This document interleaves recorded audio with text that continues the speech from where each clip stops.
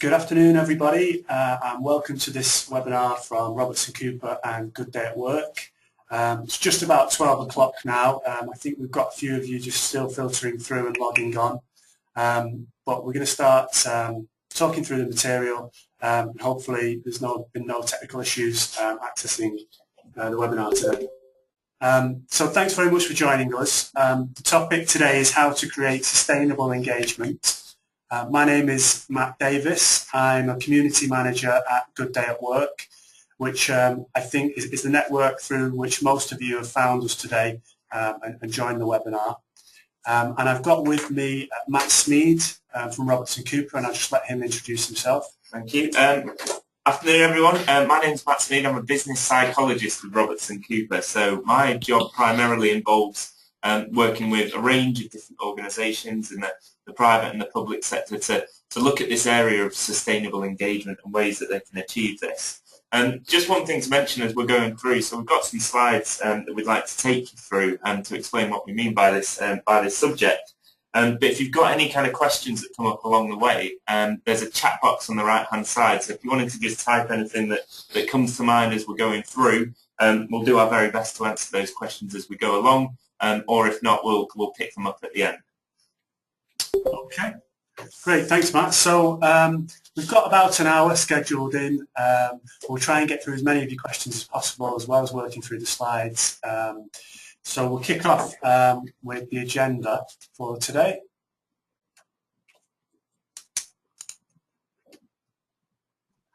Okay, so what we're going to cover, it's obviously quite a wide-ranging topic. We're going to stick to 5 or 6 points.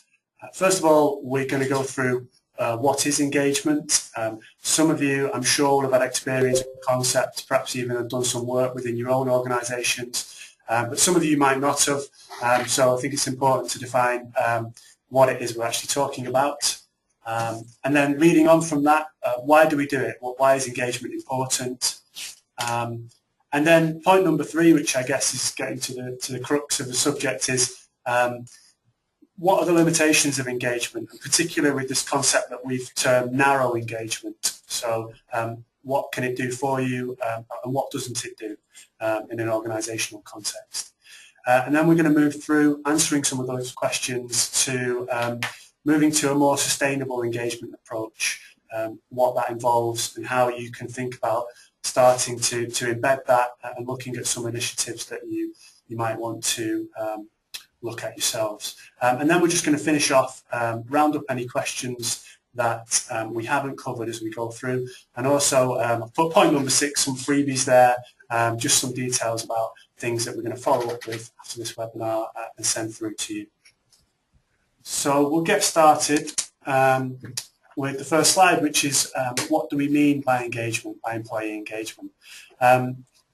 It's quite important to get a definition at the start, really. As I said, it's quite a broad topic, but there's some key points about what we mean when we say engagement. I'm just going to hand over to Matt, who's going to talk through some of those. But quite broadly, what we mean are those sort of attitudes and perspectives on the organisation that an individual employee has that are quite closely related to the way that they behave, the kind of discretionary efforts that they put into their roles. So Matt, do you want to sort of talk us through these 4 points here? Yeah, sure. So at the highest level, I really see engagement as, it's the relationship between an organisation and its employees moving on from, or moving further on from just, command and control. You say we'll pay you for it and you'll do it. It's more about those individuals, those individual employees who are willing to put themselves out for that organisation, who really see the goals of the organisation aligned to themselves as well. So like I say, we've got these 4 areas here. So whether it's this organisational citizenship, which is really linked to what I've just said there, which is really where you see the goals as matching those of your own, and you feel like you're part of kind of a bigger vision that you're all working towards, and certainly that's linked to good working relationships as well between team members. A lot of engagement that we come across is linked to these words around commitment and attachment. So certainly things like having employees, individuals themselves who are willing to kind of go the extra mile, put themselves out for the organisation and work as hard as they possibly can. But also at the at the highest level, attachment to having staff basically who don't want to leave, so who like what they do and aren't actively looking to leave that workplace, so linked to retention in that way. But certainly, and this is probably where we'll go on to talk a little bit more when we're talking about full sustainable engagement, also linked to things like those positive attitudes, so how kind of happy staff are to be there, how whether they feel they've got a real strong sense of purpose, and therefore the amount of extra discretionary effort they're willing to put in terms of these words here, bigger dedication and absorption at the bottom there. So it's really, on a whole, it's moving beyond that transactional relationship that organisations have with their staff to a new level of engagement on an organisational level. Yeah. Thanks, that's really useful, Matt. And I think obviously you get a sense there about what employee engagement is. As Matt said, it's a step on from a transactional relationship. But from looking at those points, you'll also see it doesn't cover everything about an employee's experience. Simply being committed doesn't describe some of the aspects of your role, which we'll move on to, whether they be relationships, workloads, the environment you're working within. So having got a definition of engagement, we're just going to move on and ask, why do we do it? Why do organisations look to engage their staff? Which might seem like a strange question to ask, but what we're saying here is it's really important to have that focus at the start, to know what you're trying to achieve, whether it's business level outcomes or just making your staff feel good, basically. So we put down 3 points here of typically why organisations do engagement. Number one, it might be because it's just who you are. Typically that will be an organisation sometimes with a very inspirational leader. You might have started as a small startup with a certain ethos to give an environment for the staff and do things ethically. We've used an image there from the smoothies company Innocent, and that just gives you an idea of what they've got sort of mainstream throughout their whole identity. It's who the organisation is, and if you've ever read anything about what they do within their organisations, lots of good people policies, how they make work enjoyable for their people and help to get them engaged on a daily basis. But obviously it's not all about that. There's also some business level outcomes that you could be looking to leverage. Matt, do you just want to sort through a couple of those? Yeah, sure. So a lot of the organisations that we work with, not surprisingly, are looking to improve the engagement of their staff.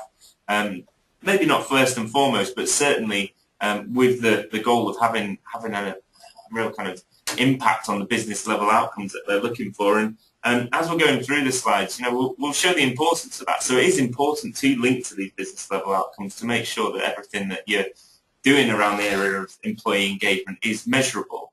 But certainly there are those organisations who first and foremost, they go in and they want to create that level of engagement amongst their staff to achieve, with the overall goal to achieve some of these things, such as whether it's reduce sickness absence amongst their staff, whether it's improved retention that I mentioned before. And customer satisfaction is a really big driver in recent years. So there's plenty of research out there, and certainly practical examples that I've come across where happy, engaged employees lead to happy customers as well. So and there's plenty of research out there that shows that. But then certainly on an overall level, having an impact on performance and productivity as well, and even down to whether that organisation is particularly attractive to new recruits, so getting in the best people who are more likely in a cyclical way to be more engaged in the future. Yeah, great. And also just point 3 here at the bottom of the slide is there's a reason why we're running a webinar on the subject today and why we've got so many people interested in it, and that's because there is a trend at the moment. Engagement is an emerging subject, and there can be a temptation for some organisations to want to follow a trend, whether it be because it's keeping up with competitors or just generically sort of wanting to stay on top of thought leadership in the HR field and more broadly. So it's important, what we're saying here is that you're not doing engagement just because you want to follow the trend. We've put a graph on there from Google which shows you how the subject has increased in popularity over the past sort of 10 or so years. And you see on the right hand side of there, we're 2014 at the peak of public interest in employee engagement, and that in part is down to well, one logo we've put on there is the Engage for Success movement, which you may know about, but that's a sort of backed by central government, really with the remit to be a movement that informs people on the benefits of engagement and helps them do it. So with this slide, we're basically saying you need to keep the focus of why you were doing engagement, and hopefully that's not just because you've heard about it and you want to be up with the current trends. So moving on from the motivations for engagement, we wanted to touch on this first idea about some of the limitations to the concept. With this whole webinar, we're not sort of debating the links that exist between business level outcomes and engaged employees. They do exist, but what we wanted to highlight is some of the areas that employee engagement doesn't pick up, doesn't provide data on. And so let's start that first of all on this slide by saying what are we actually asking when we do an engagement survey? And Matt, I've put a few questions on there which we typically see crop up.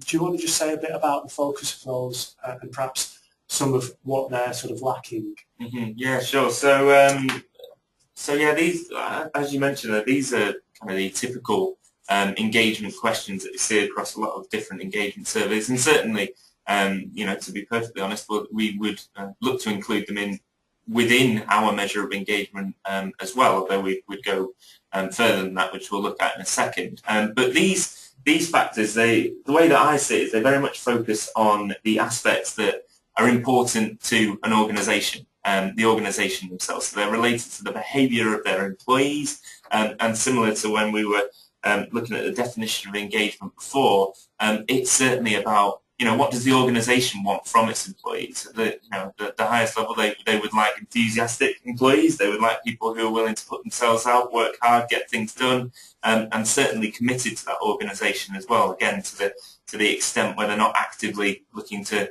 leave that business, that company.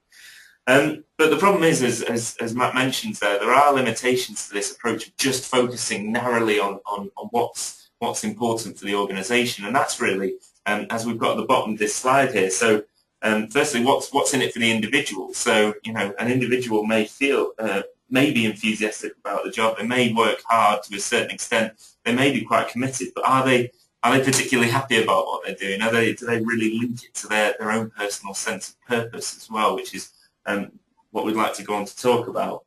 And more so, I think that it provides a bit of an incomplete picture of engagement as a whole, so I think it's important to link this into the other data that sits alongside this to get the full picture of what's driving this engagement in your organisation. Yes, so you've got 98% of people who are saying they're committed to the organisation. Why is that? How can you keep it? How can you sustain those levels? If you've got low levels of engagement, what's causing that? How can you tackle some of those problems, those barriers to that engagement? And without collecting that sort of data alongside this narrow engagement data, it makes it very difficult to understand the full picture, to understand some of those causes, and therefore to, I guess, pull the levers that you're looking for to improve engagement or even maintain engagement in the longer term. Yeah. And I think as well, just want to pick up on, we mentioned on the earlier slide that employee engagement is a trend, not only for people who are making the decisions within organisations about whether to do an engagement survey, but that's also something I think which is felt by individual employees themselves. So we talk a lot about sort of engagement survey fatigue, and Matt, that's something which I know sort of come across in the focus groups that you run regularly inside organisations. Is there an element of individuals who've sort of seen a lot of engagement surveys now and perhaps a little bit cynical about what's in it for them and what's sort of how that's useful for them in their role. Yeah, sure. I mean, that's quite a common thing that I come across in lots of different organisations, is the fact that it has, to some extent, in many organisations, become a bit of a tick box process. So, employees have done this sort of thing before. They've answered these sorts of questions. They've said how committed they are year on year. But what does that actually mean? How does that actually change their job? And that's really where I think a lot of organisations struggle to make that link sometimes between, you've heard the saying, "You said, we did," really trying to make that clear line of sight between what your employees are telling you about their levels of engagement, and therefore what the organisation is going to do to improve those. So certainly we talk about some of these barriers to measuring engagement in this narrow way that we come across. So either it's measuring it in a very kind of structured way, once a year, every year. Oh yeah, it's that engagement survey that I've got to fill in. Again, how does that actually link to my job? Lack of ownership is a big one that I've come across. So again, it's really to do with that clear line of sight with the follow-up. So employees that I have spoken to, as Matt mentioned in focus group forums, they feel like they answer these sorts of questions, and to a certain extent, sometimes they just go into the ether. So it's very important to have that ownership, I think, at the highest level in an organisation, and then throughout the organisation, whether it's through your line manager structure and so on, right down to the front line, so that everybody knows why they're answering the questions and what it means for the organisation and for themselves as a whole. Poor communication is something that regularly gets in the way of doing these sorts of engagement surveys and this engagement measurement effectively. So we've got their kind of inauthentic or even damaging communication that we've seen sometimes, and I have seen poor examples or worrying examples from different organisations who've communicated these engagement surveys certainly in the wrong way. So one example of that, which I'm sure has been replicated in other organisations, is where engagement survey results are very much linked to managers' targets and their bonus, whether they achieve a bonus that year. The problem with that is, over the years, what that's become is it's that tick box culture. And I've seen examples of cultures, not that regularly, but I have seen examples of cultures where managers are almost standing over their staff, making them answer the questionnaires in the way that they should, so that they can achieve their bonus. And like I say, you don't regularly come across that. It's more anecdotal, you hear that sort of thing going on. But certainly there's a wider point there that often the whole idea of an engagement survey has been damaged over time. So again, I've come across organisations who have had worries about confidentiality in the past as well. So why should I answer this questionnaire? Because it's going to be, you're looking for some way to move me out of the organisation. And again, it can be quite difficult to overcome some of those barriers, particularly if it has become a cultural issue over time. It's become hearsay, employees passing it on over the years, and therefore making it difficult to measure engagement in the longer term. There's a really important point there, the next one, around mainstreaming throughout business processes. So I think, and again find this relatively regularly, that engagement is seen as just sitting within HR, for example. So it's just something that HR do. They're looking to measure the levels of engagement, and then nothing really happens because of it. So it's just keeping someone in a job. I've heard that sort of saying before. Certainly, I think it's very important to really link the findings from these sorts of surveys, this sort of data collection on a wider basis, to all of the business processes in your organisation. I mean, we'll come on to talk about this a little bit more as we go through, but we talk about mainstreaming the data that you collect into other aspects of your business as well, to find out what it means, not just for HR, but what it means for the wider business as well, and people really taking ownership of that throughout your organisation. And finally, in terms of engineering results, now is not a good time. You often hear it's never a good time. It's never a good time to measure engagement. But as we'll go on to talk about, I think that the absolute key to measuring this sort of data is is answering the difficult, is asking the difficult questions at the right time. So even if you feel you might not get the answers that you're looking for, it's important to make sure that you're doing this on a regular basis. Okay, great. So we've outlined some of the barriers that can exist, some of the drawbacks to this concept of narrow engagement. I suppose the next step then is to go on and ask, well, what is the alternative and how do you get past some of those barriers? So we're going to talk a little bit now about moving on to this concept of what is sustainable engagement. A couple of these we've touched on already, but it's probably a good time to bring in some of the research here. What we're saying, first of all, and Matt will talk a little bit more about this, is that there's a need to dig deeper into some of the other factors. So not just ideas of commitment, but looking at some of the factors that create the actual experience of work. And those add up to really influence the more rounded idea of the psychological well-being of a workforce, which, as a field of study in its own right, sort of slightly distinct from engagement. There's lots of studies that show the links to performance and the business level outcomes that we've sort of discussed at the top as well. So Matt, do you just want to sort of talk about, we featured a little line from Ivan Robertson's research here a couple of years ago.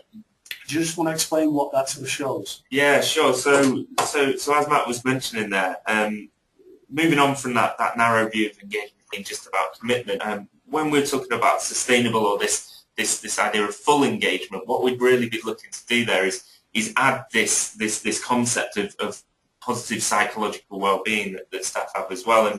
And just very quickly, when we're talking about psychological well-being, probably talking about it in a number of key ways. So certainly in terms of low stress, so you don't want people who have poor psychological well-being, so it's actually impacting their health negatively.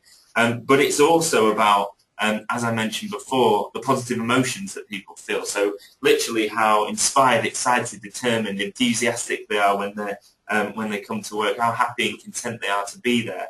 But also, and it's really important concept as we go through, having a real clear sense of purpose as well. So when we're talking about employees and organisations who have achieved this level of full engagement, it's they've obviously got happy, healthy employees, but they've also got employees who feel that their job goals are challenging, but they're also achievable, and they still see that what they're doing is really worthwhile. So they're really kind of connecting to that on that level. And as Matt mentioned there, there's plenty of research out there. This is just a very small snapshot of this, but we've shown kind of time and again the added predictive power that full engagement and adding this aspect of psychological well-being can have when we're predicting productivity. So really, these numbers at the bottom here. Correlation coefficients for anyone who's interested, probably not that many people. Is really what this is showing is when we looked at a data set of about 10,000 people across a range of different organisations, we found that certainly positive job and work attitude, so really that narrow view of engagement, was a significant predictor of productivity. So you get committed, engaged staff, and they do tend to be more productive. However, add to that this concept of psychological well-being. So you take in, so these are still engaged, committed staff, but now they're actually happy, inspired with what they're doing, and they've got that real clear sense of purpose. And you double the predictive power on productivity. So achieve that, and you've got a real strong driver of productivity and ultimately performance in your organisation as well. Yeah.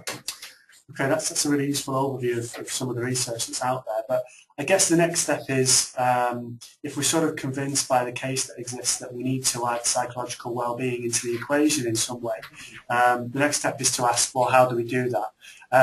It's already tough enough thinking about engagement on its own to phrase those questions and look at that on itself. But how do we incorporate well-being? Well, we've put a couple of points up here to start that discussion.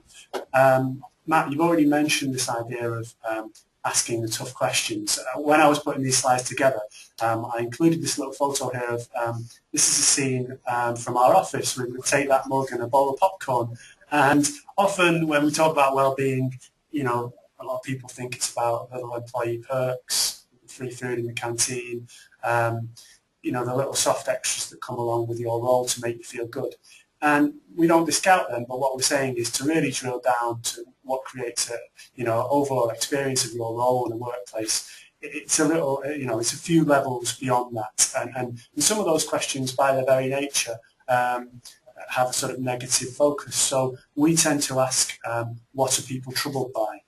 Matt, do you want to sort of go over that as a concept of asking people what they're troubled by? Yeah, sure. So that's really, we see that as a really important part of the work that we do when we're measuring psychological well-being and engagement, for that matter, in any workplace. So I mean, we've often described our approach in this area as providing a deep dive into engagement and well-being. So really kind of, as Matt mentioned there, going beyond the soft and fluffy stuff and really finding out what's driving people's levels of psychological well-being in the workplace. And this idea of asking people what they're troubled by specifically is quite an important point. And I'll just use an example to explain that. So take the example, you know, you ask somebody whether they work long hours. So you might say to somebody or to your workforce, do you work long hours? And they say, yes, I strongly agree, I work long hours. I work, you know, 60, 70 hours a week. Now,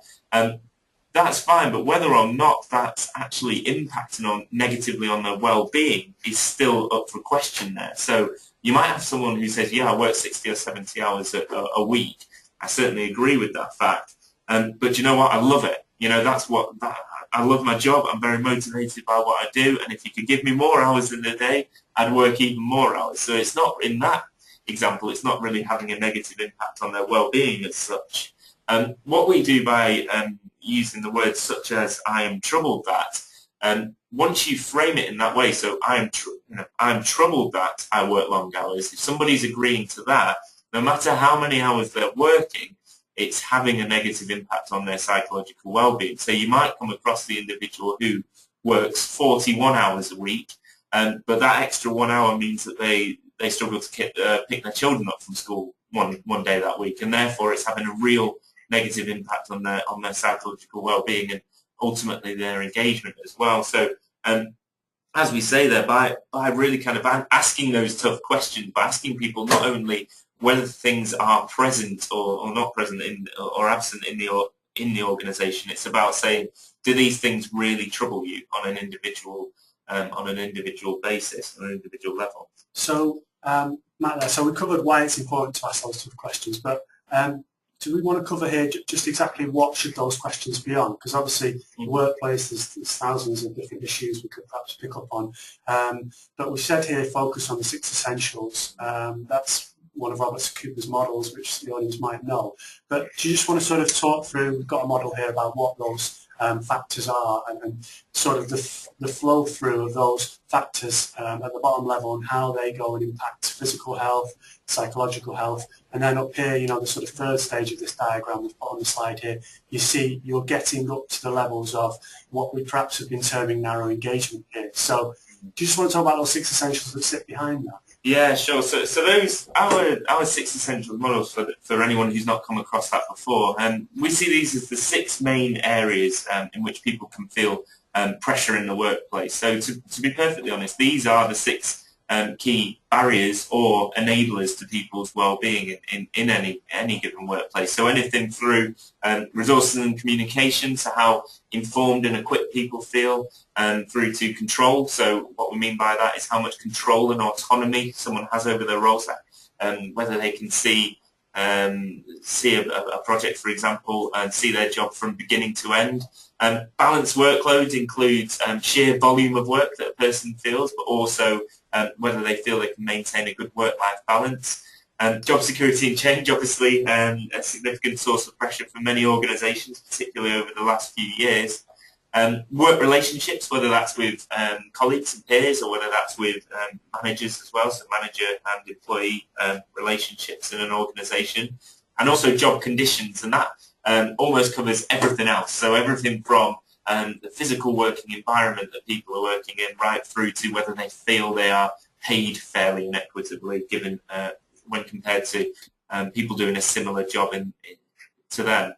And we see, as I mentioned before, we see these six essentials as the real core levers that an organisation can look to pull if they're looking to improve some of these outcomes that we've got as we move through the model. So the idea of this is if you can get those 6 essential things right, so people feel they're informed and equipped, they've got that level of control, that's what will flow through to, firstly, as I mentioned before, good health, so reduce it for absence when people who are physically and psychologically well and healthy, but also these aspects of psychological well-being that we've been talking about, whether it's those positive psychological well-being, those positive emotions, that happiness and contentment, and also that strong sense of purpose. The idea there is that if you achieve all of those things, that's what will drive your engagement. That's what will give you the engaged employees who are willing to go the extra mile, take on that discretionary effort, and so on. And eventually, you'll see an impact on an organisational level on those business level outcomes that we mentioned before.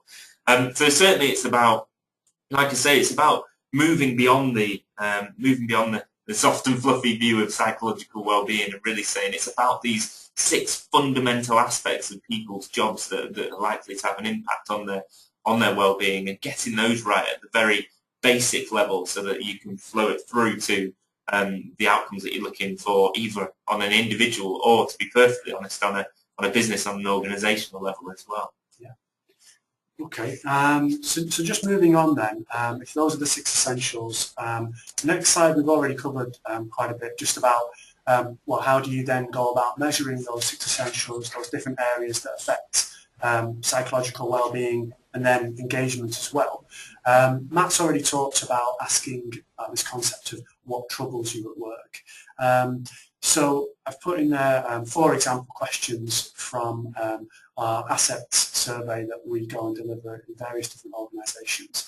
And you'll see by reading those lines how they sort of directly correlate to the different areas of the 6 essentials. So the top one, having little or no influence over performance targets, very much around the idea of control at work.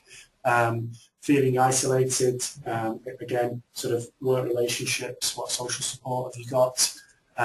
Also, something we deal with a lot is the idea of change in an organisation.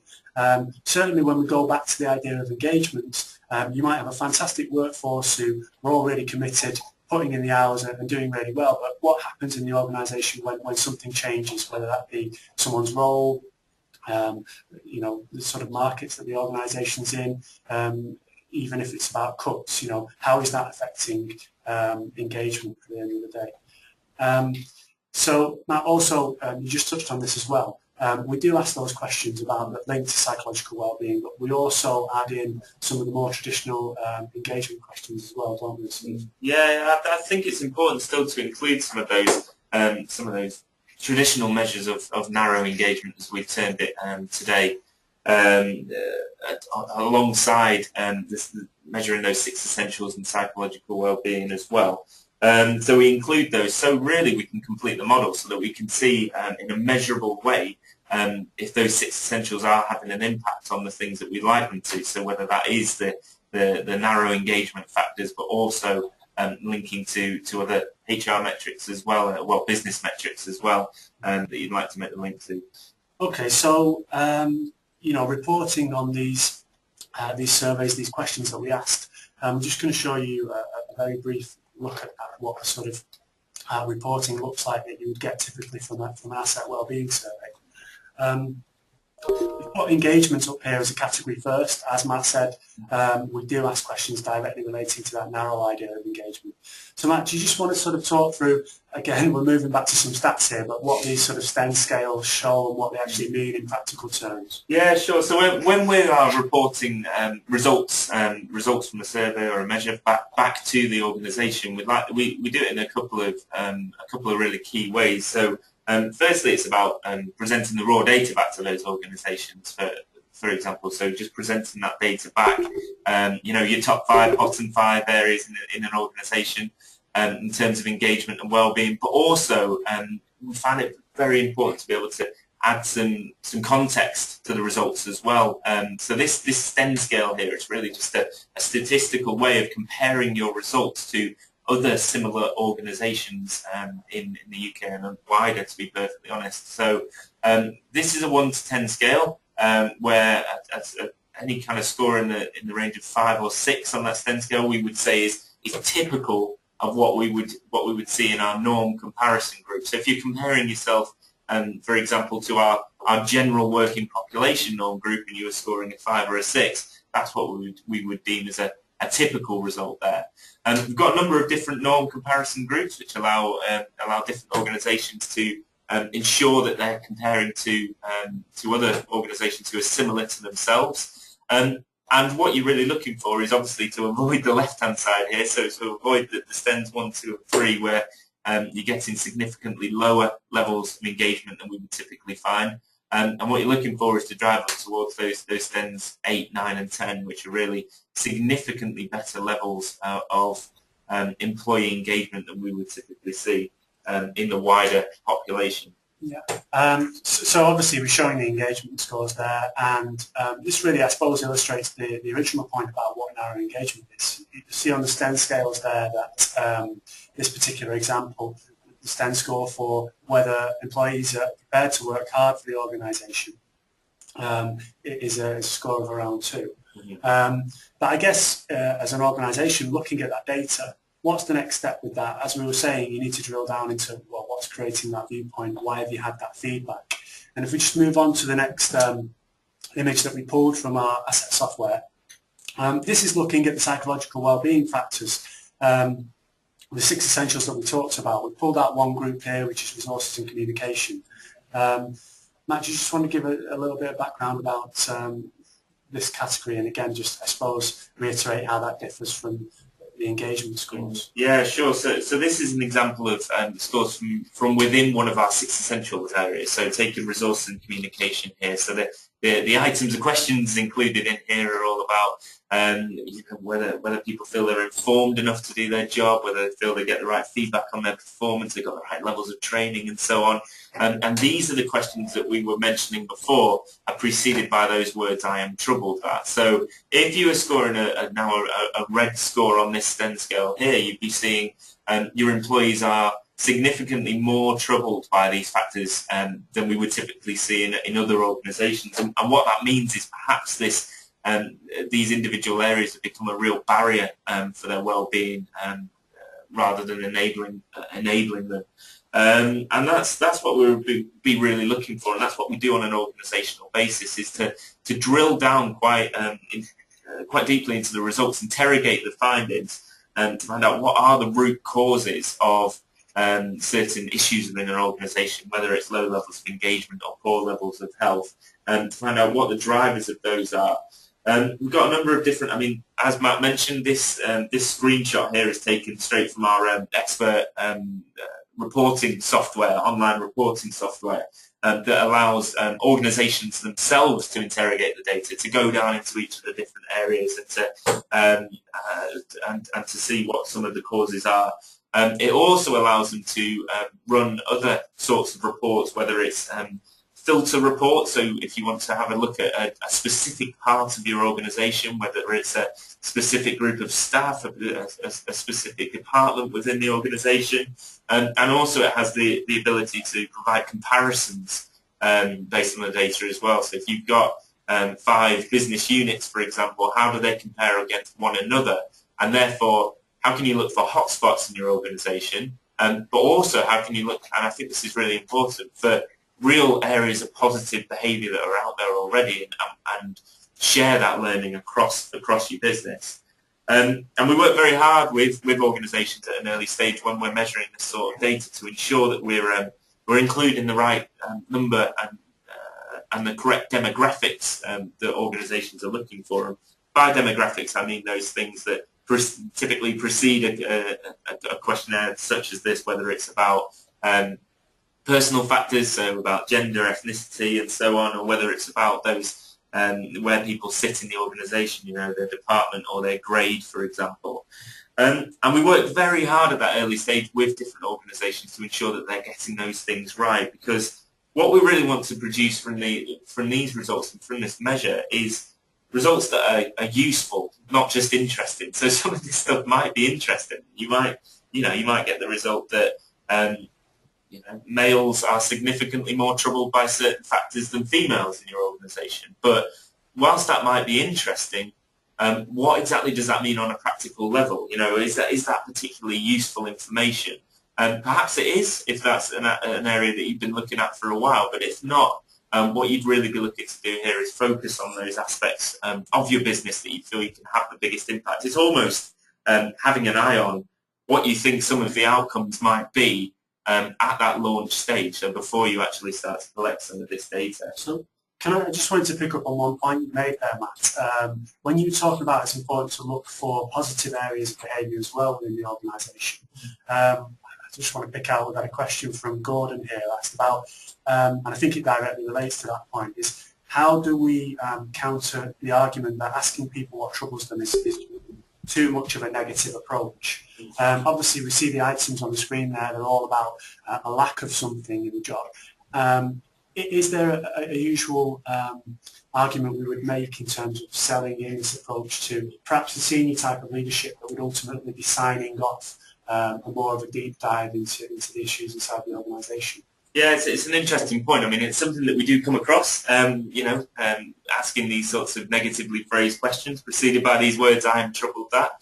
To be honest, the way that we see it is that, we mentioned it before, but it is really about asking those difficult questions. If you really want to truly improve engagement in your organisation, you need to know exactly what the triggers of those are. You need to know what's actually troubling people, not just whether certain things are present or not in that organisation. And just in terms of, we talked about thinking about the employee's individual perspective. What's your sort of experience of the actual employees who are sitting down to answer these questions? Have you sort of chatted to them about how do they feel when they're asked to report how troubled they are?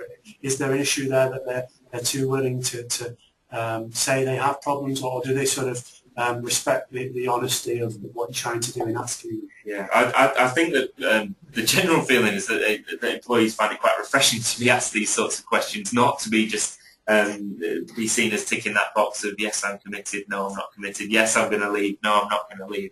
This is actually asking them about the root causes and the root drivers of their own psychological well-being and engagement as well. So people often find these quite interesting to think about and to answer. Covering the point you mentioned there about whether it kind of pushes them towards a more negative feeling of the organisation, I don't think that's the case. I mean, we use the data that we collect, and it's very important that we put it into the context and compare it to our norm groups, and that allows us to show we ask the same questions to all these thousands of individuals within all these different organisations. So what you'd be doing there is really kind of anchoring it based on that norm group. So you're not kind of inflating those negative feelings over time.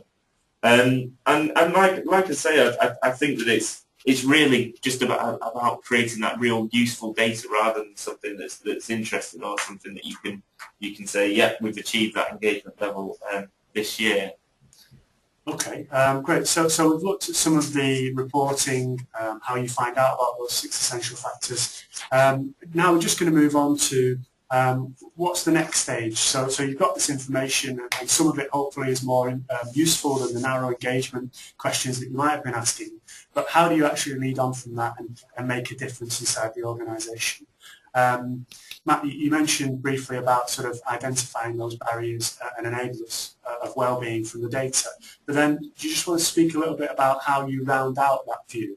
Obviously, we wouldn't advise an organisation to be just solely quantitatively led on that data. So what are some of the ways you kind of try and tap into those factors? Yeah, sure. I think that surveys are what they are, and they provide a lot of useful and interesting data on a quantitative level, as you mentioned there.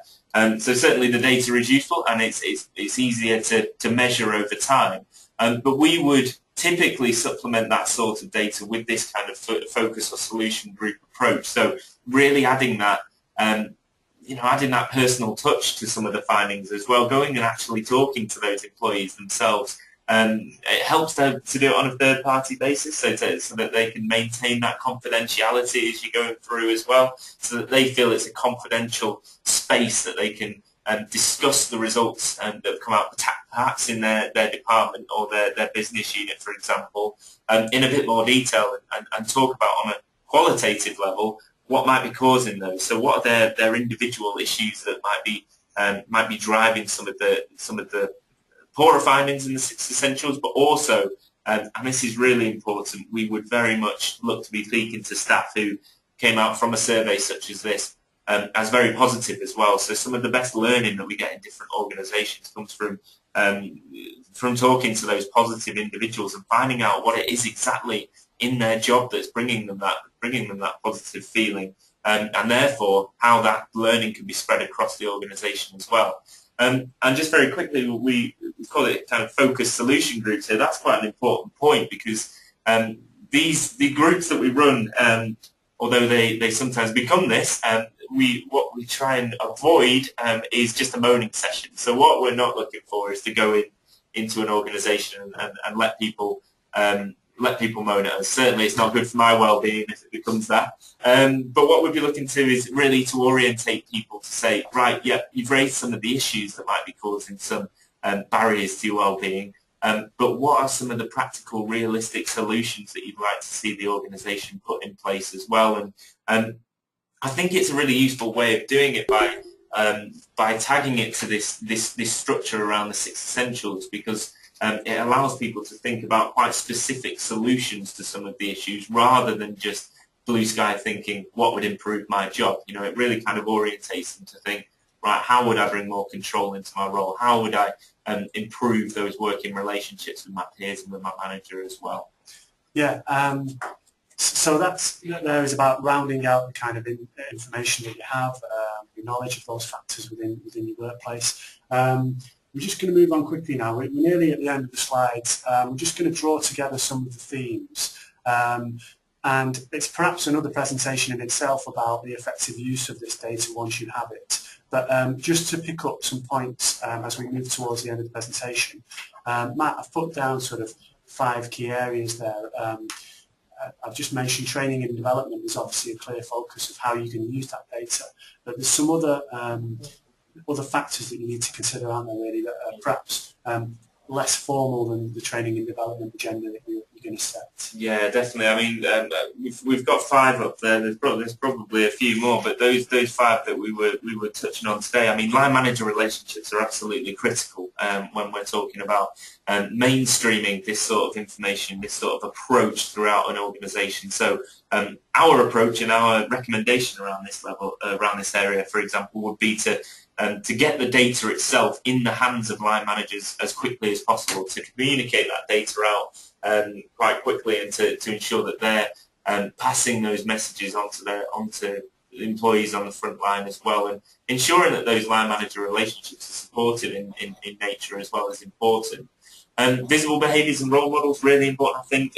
Engaging top leaders and those people, not always at the absolute top of the organisation in terms of pay scale, but also we often find this actually, but there's important people within an organisation in terms of the impact they have on those around them. So whether they've been in the organisation for a long time, whether they are a union rep, for example, whether other people look towards them to see how they're reacting to some of these findings about engagement, well-being in the organisation. And very important to get to those people, not only because it helps the communication of the results in the right way, but also they can be role models for other people in the business. And I just wanted to also pick up on one specifically here, because I know we've not got a lot of time left, but the idea of personal responsibility that we put on there, that's quite an interesting one, isn't it? Because I know the focus here that we've maintained throughout this webinar is certainly organisation-led. So how do you collect the data? How do you design the interventions that improves well-being and then engagement and then hopefully business performance? But we're kind of saying don't forget what the personal responsibility is as well. And do you just want to say a little bit about what we mean by that? Yeah, sure. So when we're talking about psychological well-being, how happy, content, enthusiastic someone is, and there's only one person that can improve that over time, and that's the people themselves. You can't force someone to be happy, or not that I've come across. You can't force someone to be happy or inspired or content, and they've got to do it for themselves at the very highest level. So what we'd be saying here is taking a two-pronged approach. So certainly the organisation has a responsibility for creating the right environment where people can thrive. But what we would also advocate is really trying to highlight the importance of that personal responsibility as well. So it's saying to teaching individuals how they can take control of their own well-being. We touch upon, just very quickly, we touch upon an area around resilience as well, which is something that organisations often ask us to talk about. And that's this idea of resilience is very much in an individual's hands. So it's about them taking responsibility for their own well-being, ensuring that they're feeling happy and healthy on an ongoing basis, so that if they do come up against any barriers from the organisation, they're in a good place to deal with it. They're in a good place to kind of bounce back from those setbacks and get on through. So I think getting the balance right between certainly the organisation creating the right environment for staff, but highlighting the importance of that personal responsibility is key as well. Yeah. Okay. We just sort of, in this next slide, I don't know how much time we've got to cover the next diagram we have, but what we'll do is we're going to send around these slides when the webinar finishes today. We've got about 5 minutes left, but this is a useful diagram that Ivan Robertson has used in his research to pull together some of those recommendations about how you make an impact inside an organisation using that well-being data. So you see this kind of feedback loop that we've got here, which starts with what we've mentioned, the kind of asset well-being survey data collection, what are your metrics, and then how do you pass that around that loop to communicate well, to measure engagement, to use those results to develop your action plans, and then to sort of feed back the results of those action plans right back to the start again. And that's one key point, Matt, isn't it? When we talked about some of the other barriers that exist to engagement, that idea of doing an engagement survey once a year, which I know a lot of organisations do, it's kind of fundamentally a little bit flawed when you're looking at this model about feedback, isn't it? Yeah, sure. So we would very much advocate, instead of a stringent annual measure of engagement, for example, we'd be looking at how do you make this into a continual improvement process that continues throughout the year. And there's lots of different organisations who therefore build this into the way that they do things in their business, and whether that's whether that's keeping the annual survey, but also supplementing it with more targeted measurement throughout the year. So going into certain hotspot groups, certain real positive groups throughout the year to ensure that the interventions that you're putting in place are having the impact that you're looking to have. And there's also organisations that have taken other approaches to this, whether it's sampling certain groups of staff throughout the year so that you're getting a holistic picture over the 12 months, or even right down to creating almost a daily barometer of this sort of stuff on an ongoing basis. So you really kind of getting that feel for wellbeing and engagement throughout the year, and then obviously doing deep dive surveys or measures at certain points throughout the year to supplement that as well. Yeah. Okay.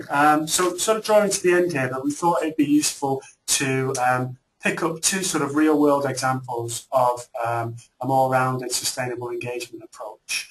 And the first one we just included here is Kent Police. It's an example of a program that's already out there in the literature. It formed part of Ivan's paper that we've been referencing today. But they undertook an asset survey to help drive their OD in Kent Police, and we just wanted to quantify as best we can some of the impact that you can actually have if you design this right. So as you can see there, over 2 years, that organisation have driven a 25% reduction in sickness absence, which, as you can imagine, is a key metric for the police force there. And what does that mean in real terms? Which is really important when we're talking about buy-in for these more sustainable full engagement measures. What actual impact is it going to have on business outcomes? Because that's important for you, whether you're a HR manager signing off budgets or even just pitching the idea of psychological well-being to the higher levels of the organisation. So we worked out a rough cost of $1.5 million per year based on the amount of days that they've saved through reductions in sickness absence. So that sort of makes it live a little bit, the kind of impact that you can have. And just one more before we draw things to a close. Atkins, for any of you who read the recent Good Day at Work annual report, Atkins are a big global engineering firm, do a lot of different things, and they've used 6 Essentials as a model. There's a lot of text on here, but what we wanted to show is when we talked about focus for engagement and well-being and what you want to gain from it, Atkins have written a lot about what they wanted to leverage, and part of that is employer brand, which we talked about at the start, the kind of attraction and retention. So they've tried to mainstream psychological well-being and 6 Essentials model to leverage some of those results. And anecdotally, we've actually had some good feedback from them about new staff coming through, and when they're surveyed about why they wanted to join Atkins, some of them have actually replied, on an open text box and said, I've heard about the sort of well-being focus that you've had at your organisation. And once things like that start happening, it's the kind of tangible feedback that you can see actually, the psychological well-being initiatives we're putting in place here are actually having an effect. So that's it for now. So thank you very much for attending. We've only had one question so far, but if you do have any sort of burning issues on your mind about your own organisational context, got a couple of minutes left just to type something in the box there if you want to ask a question. But we just wanted to say at the end, thank you, and also that we're going to be in touch over the next week. And as a little thank you for being involved and your attention for an hour, we're going to be upgrading everyone's Good Day at Work membership to a pro level, which, if you haven't heard about that, that gives you more access to the resources that we have online, specifically some case studies, some real-world examples of organisations that have used well-being in the right way and achieved results.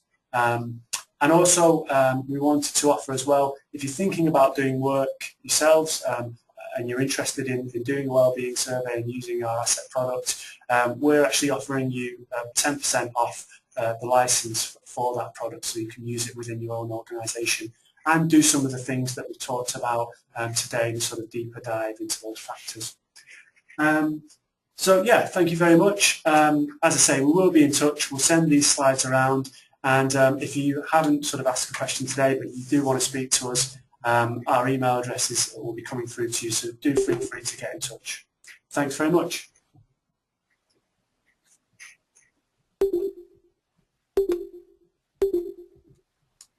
Okay, we'll just hang on here just for a couple of minutes if you're typing any questions. But yeah, do feel free to log off and wait to hear from us.